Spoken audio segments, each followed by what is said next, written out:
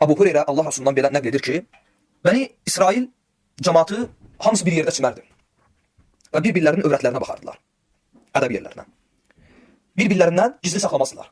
Və Musa aleyhissalam isə daima tək çimərdi və bunlara qarışmazdı. Və buna görə də Bəni İsrail öz dilləri ilə Musaya əziyyət verməyə başlayırlar. Və deyirlər ki, əgər Musa bizi nə çimmirsə, deməli buna mane olan bir səbəb var. Yəni Musada hər hansı bir eyib, qüsur və xəstəliyi var. Və bir gün Musa aleyhissalam çiməndə paltarlarını qoyur daşın üstünə və Allah subhanahu taala daşa əmr edir. Daş hərəkətə gəlir və paltarlar üstündə gedir. Musa aleyhissalam da o paltarların ardınca düşəndə cəmaat onu görürlər və şahidi olurlar ki, Musada heç bir eyib və qüsur yoxdur. Və Allah subhanahu taala onların hiləsini boşa çıxarır. Və bu hədisi Buxari Sahih əsərində 3404-cü hədisdə və Müslim 339-cu hədisdə nəql etmişdir.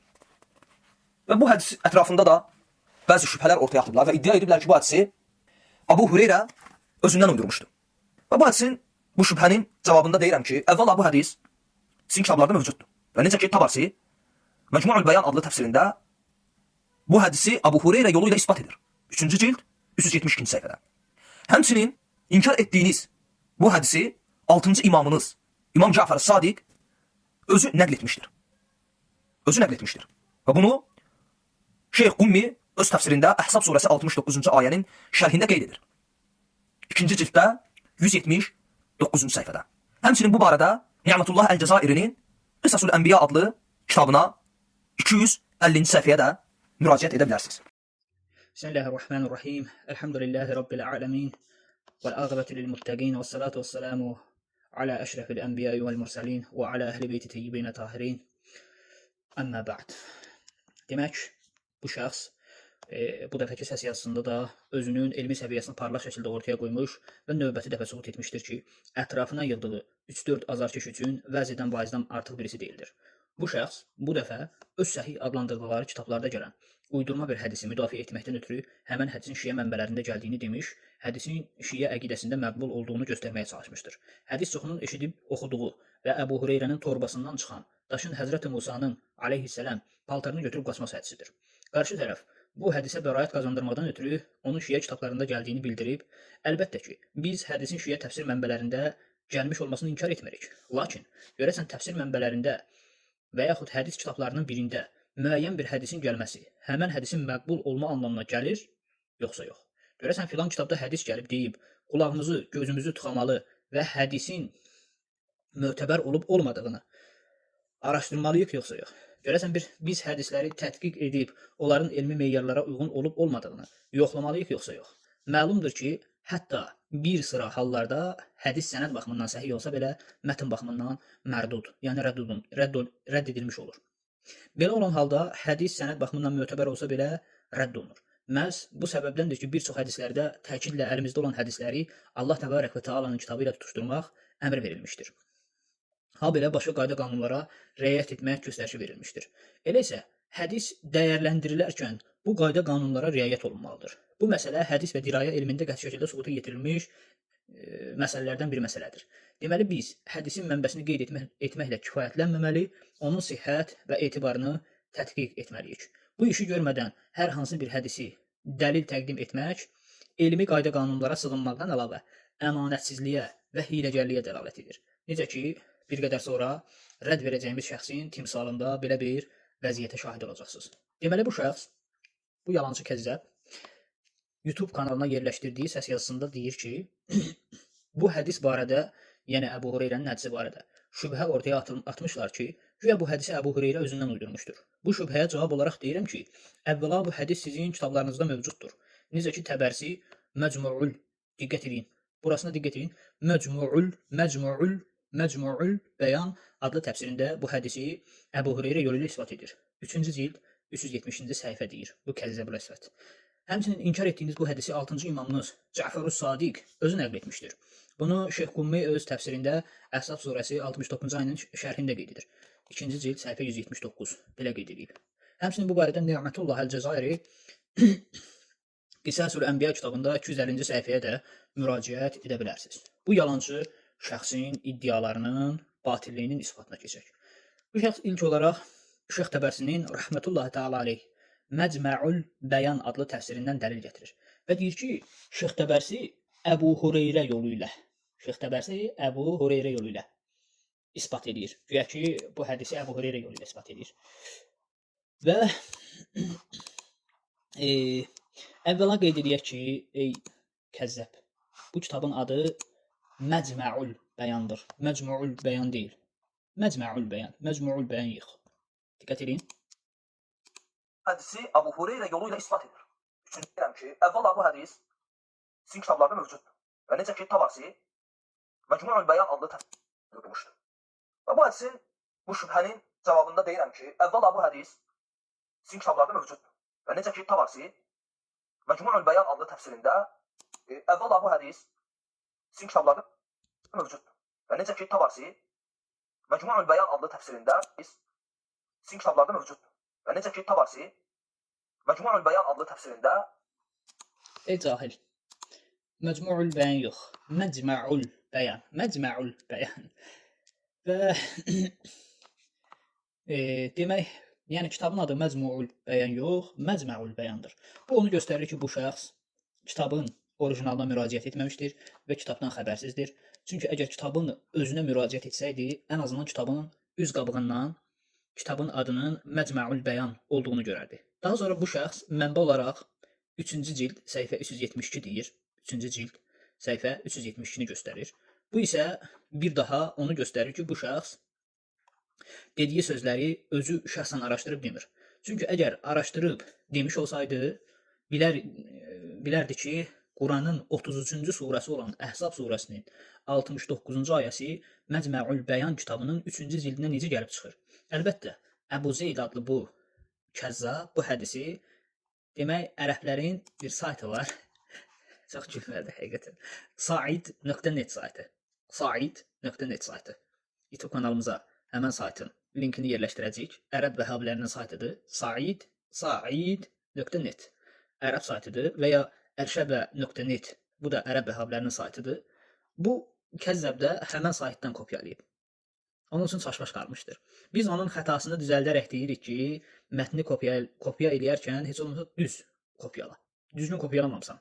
Çünki həmən saytda kopyaladığın yerdə 3-cü cild yox, 8-ci cild yazılıb. Ey kəzzab, ey yalancı, ey cahil.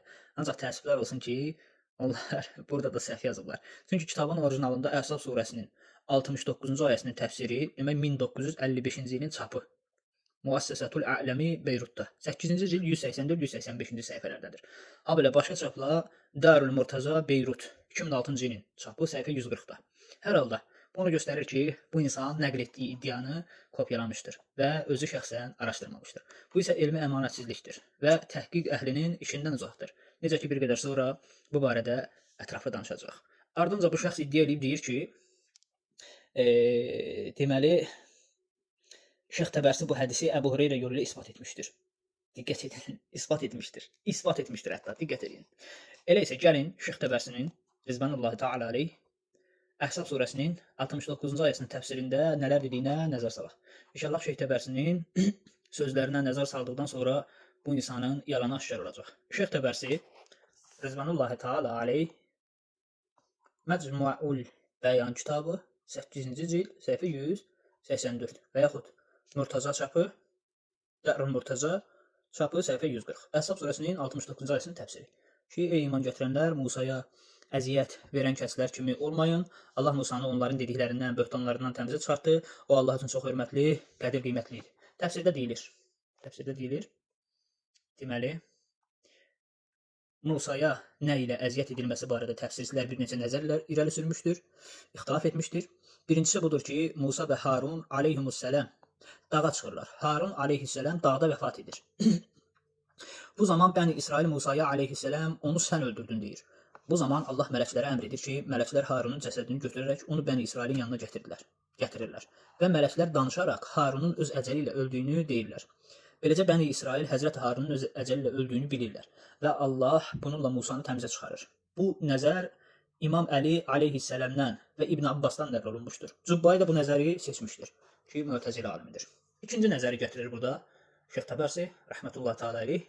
İkinci nəzər budur ki, Musa aleyhisselam utancaq və örtünən bir şəxs idi.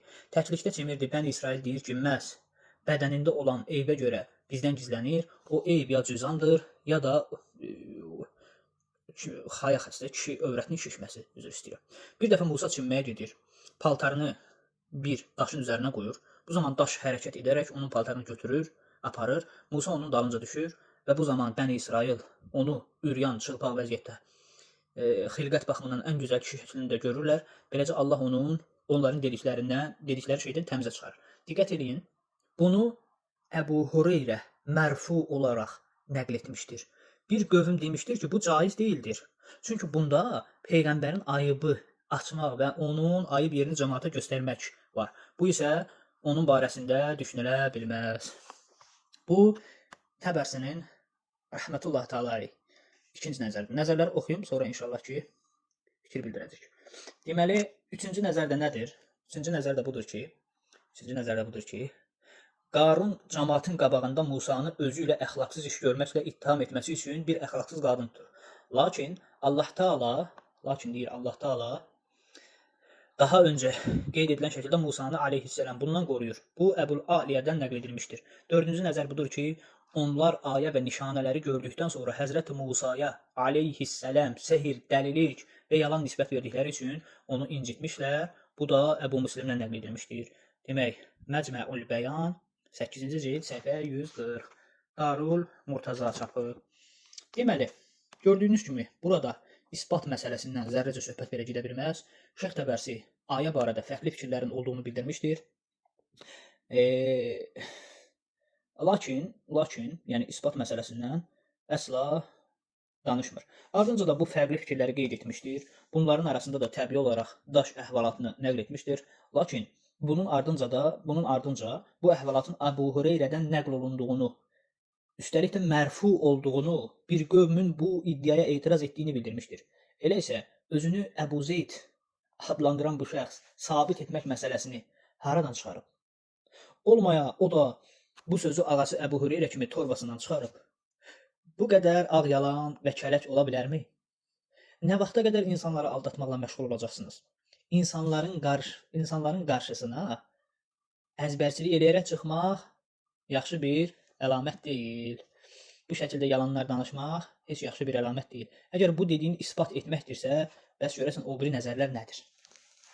Gəlin biz hörmətli dinləyicilərimizə bu şəxs bu sabit etmək məsələsini haradan götürdüyünü izah edək. Əvvəldə dediyimiz kimi bu şəxs bu sözləri özü şəxsən araşdırmamışdır və əvəzində bir neçə hiyləgər ərəbin yazılarından kopyalamışdır. Ağaları necə yazıb demişsə, bu şəxsdə həmən sözləri təqlid etmişdir və kopyalamışdır. Demək, Said.net saytında Əbu Əbdüləziz Səud Əz-Zəmanən adlı bir şəxsin yazdığı yazıya diqqət. Yazıya bir diqqət. Üzr istəyirəm. Diqqət edin. Bax, bu həmən bu Əbu Zeyva adlı. Baxın, diqqət edin. Əbu Zeyd adlı kəzzabın danışdığı, bax bu danışdığı bu qissədir. Axmaq ərəblərin Əbu Əbdüləziz Zamani adlı bir ərəbin yazısını. Demək, nə deyir bu ərəb burada? Deyib, onların təfsir alimləri, demək, diqqət edin. Baxın, onların təfsir alimləri, burada tərcümə eləmişik, Məcməul Bəyanda bu hədisi isbat etmiş və demişdir ki, Musa utancaq və örtünən idi. Bu Əbu Zeyd, özünü Əbu Zeyd adlandıran kəzzəb də həmən sözü o axmaq ərəbdən götürüb, özü də axmaqcasına insanlara danışır. Gördüyünüz kimi, eyni cümlə və eyni iddia. Üstəlik, Əbu Əbdüləziz adlı bu yalancı fitnəkar şeyx, demək, Əllamə Təbərsinin sözünü yarımçıq qeyd edərək, bunu Əbu Hüreyrə mərfu olaraq nəql etmişdir. Bir qövm demişdir ki, bu caiz deyildir. Çünki bunda Peyğəmbərin ayıbını açmaq və onun ayıb yerini cəmaata göstərmək var. Bu isə onun barəsində düşünülə bilməz. Və yaxud da onun barəsində nifrət yaradar. Demək, bu cümləni kəsmişdir. Sonra da Şeyx Təbərsinin bu hədisi isbat etdiyini iddia etmişdir. Bizim qəhrəman da eyni yalanı necə var o şəkildə öz azarkeşlərinə çatdırmışdır. Demək,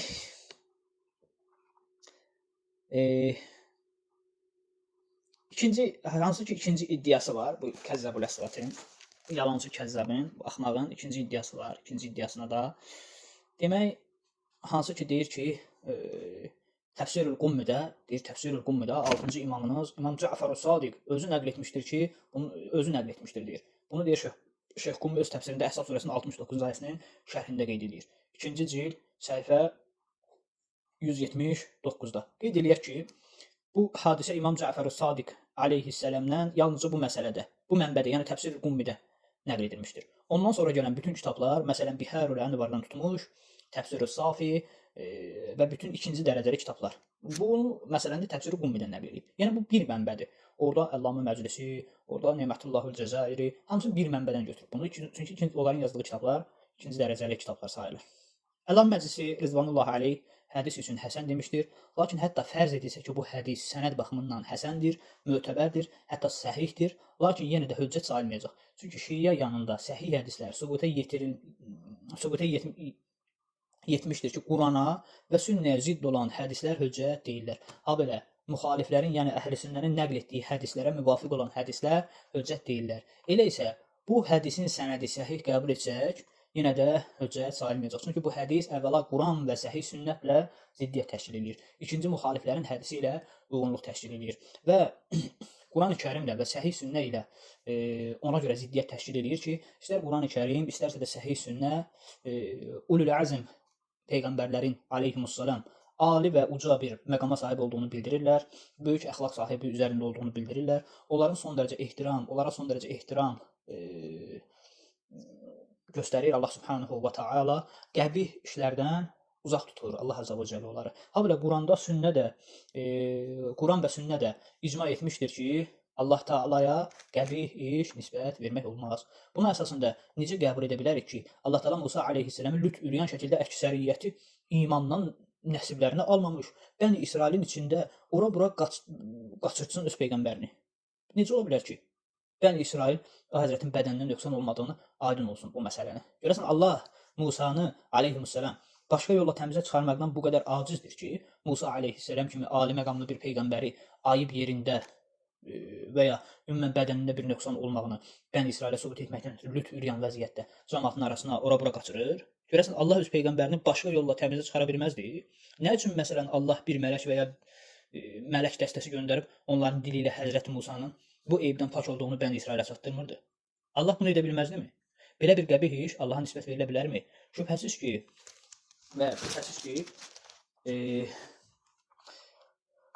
bu kəzzabın, bu yalançının, yəni insanları ki aldadır, ki ərəb şeyxlərlə oxub eləyib, şübhəsiz ki, Allahın başqa yol və vasitə ola Həzrəti Musanın övrətini cəmaata göstərməsi qəbih işdir və belə bir iş Allah Taalaya nisbət verilə bilməz. Deməli bu iş Quran-ı Kərim və səhih sünnə məntiqi ilə batil bir işdir. Digər şərtə gəlincə isə əhl-i-sünnənin nəql etdiyi hədislərə müvafiq olan hədislər hüccət deyildir şərti. O da məlumdur ki, bu mövzuda zidd hədislər nəql olunmuşdur. Bu hədislərin üçü şiə əqidəsi ilə, Əhl-i Beyt təlimləri ilə, Quran və sünnə ilə uyğunluq təşkil edir. Biri isə uyğun gəlmir. Belə məqamda sünnələrin nəqlinə və əqidəsinə uyğun gələn rəvayət tərk ediləcək. Belə məqamda digər səhih hədislərin bildirdiyinə əsasən belə hədis rədd olunmalıdır.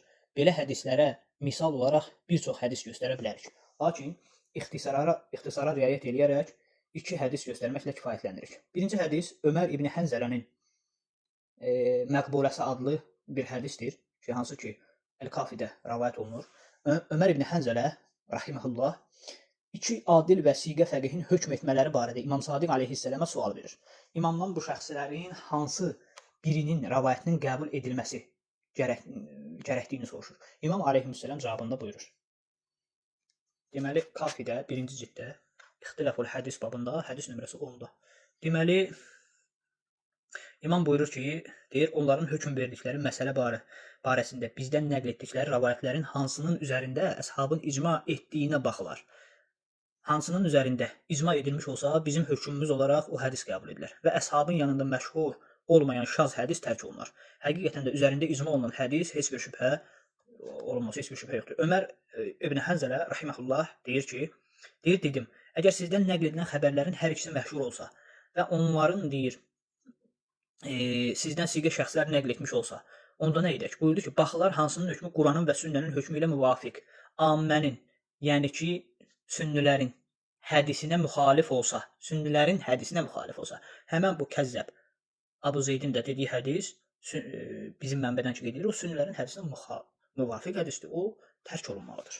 Ki, bu imamların təlimlərində bizə sabit olmuşdur. Demək, Kafidə 1-ci cilddə İxtilaful hədis babında. Və sonraki hədis Biharul Ənbarda 2-ci səhifə 246-da Zurara ibn A'yan rəhmətullah əleyhdən İmam Baqir əleyhissalama bir sual verdim ki, sizə fəda olum. Bəzən sizdən bir-birinə zidd olan iki xəbər və ya hədis gəlir. Bunlardan hansı birini qəbul edim? Buyurdu, ey Zurara, əshabın arasında məşhur olan hədisi qəbul et, şaz və nadir olanı boşla. Dedim, ey ağam, o hədislərin hər ikisi məşhur olsa və sizdən nəql edilmiş olsa, onda necə? Buyurdu, ən ədalətlisi, o hədis nəql edənlərdən ən ədalətlisinin və ən çox etimad etdiyi şəxsin sözünü qəbul et. Dedim, əgər onların hər ikisi ədalətli olsa, razı qalınmış vəsiqə şəxslər olsa, buyurdu, bax, hədislərin hansı ammənin, yəni sünnünün məzhəbinə müvafiq olsa, onu tərk et.